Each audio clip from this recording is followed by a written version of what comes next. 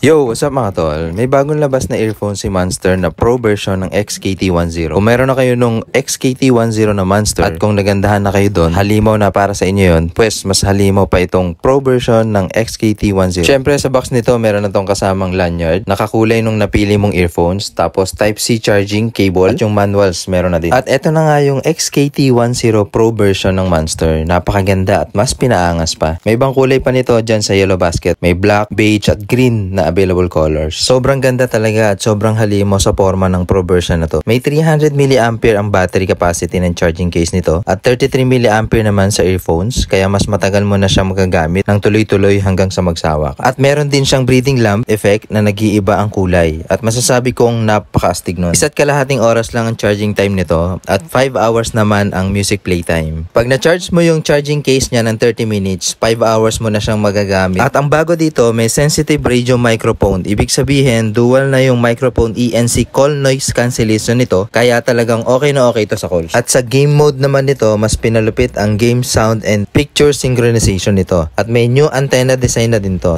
keep the sound and picture in sync sa game. Check out nyo na to sa Yellow Basket. Thank you!